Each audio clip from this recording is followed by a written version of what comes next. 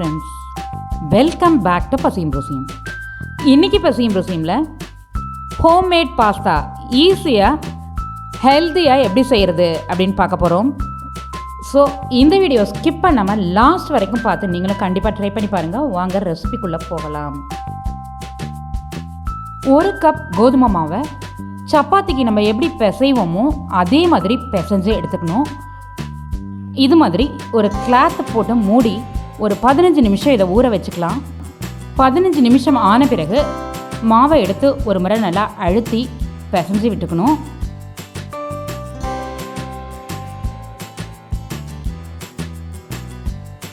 Scissor வச்சு மாவை இந்த மாதிரி கட் பண்ணிக்கணும்.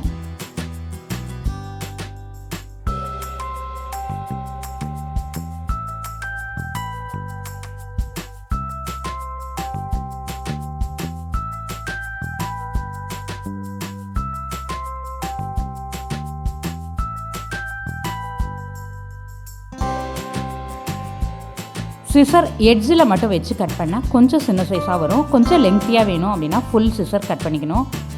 நீங்கள் மாவை அப்படியே ரொட்டேட் பண்ணிகிட்டே இருக்கணும். ஒரு முறை கட் பண்ணி திருப்பி அதே இடத்துல கட் பண்ணாமல் நல்லா ரொட்டேட் பண்ணிவிட்டு இந்த மாதிரி கட் பண்ணி எடுத்துக்கணும்.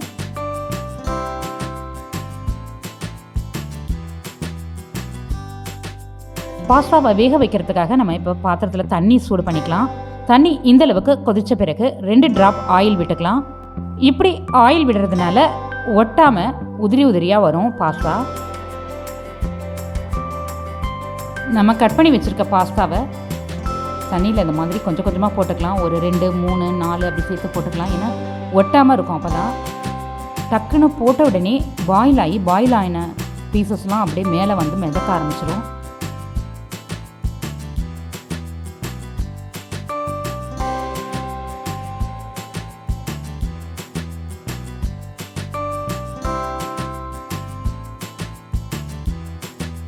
இது மாதிரி தண்ணி கொதிச்சுட்டு இருக்கும் போதே நம்ம டேரெக்டாக சிசரால் கட் பண்ணி போட்டுக்கலாம். பிளேட்டில் கட் பண்ணி வச்சு அப்புறம் அதை எடுத்து போடணுன்ற அவசியம் இல்லை.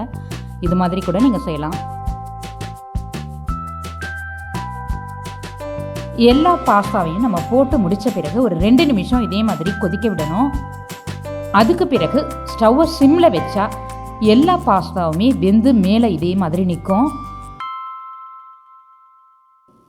இப்போ நம்ம இதை எல்லாத்தையுமே எடுத்து ஒரு ஃபில்டரில் சேர்த்து ஃபில்டர் பண்ணிவிட்டு கூல் வாட்டர், அதாவது ஆர்டினரி வாட்டர் ஊற்றி மேலே நல்லா கூல் பண்ணிக்கணும். அப்போ தான் குழக்குழன்னு ஆகாமல் இருக்கும்.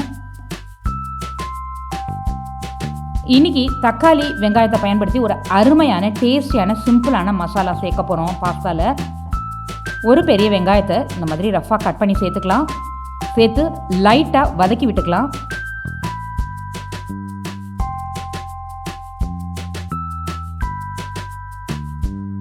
இது கூட ஒரு தக்காளியை ரஃப்பாக கட் பண்ணி சேர்த்து வதக்கி விட்டுக்கலாம்.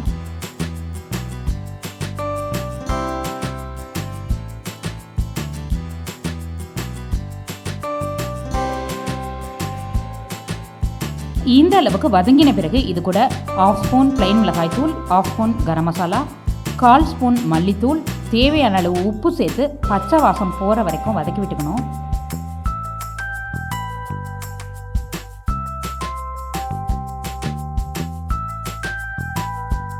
இது கூட 1 ஸ்பூன் இஞ்சி பூண்டு விழுது சேர்த்து வதக்கி விட்டுக்கலாம்.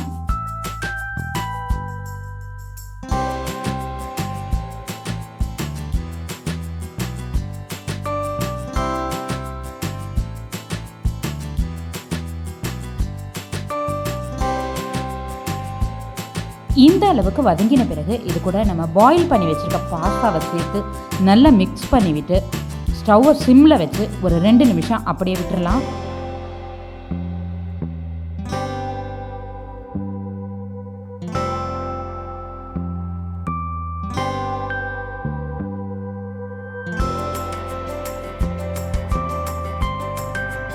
சூப்பரான ஹோம்மேட் பாஸ்தா ரெடி.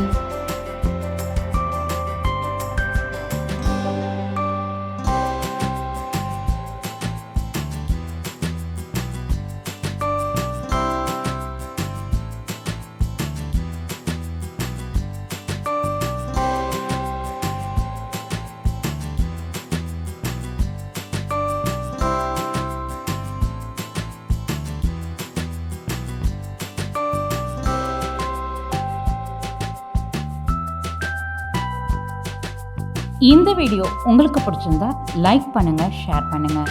இந்த வீடியோவுக்கு கீழே உங்களுடைய கருத்துக்களை பதிவிட மறந்துடாதீங்க. வணக்கம்.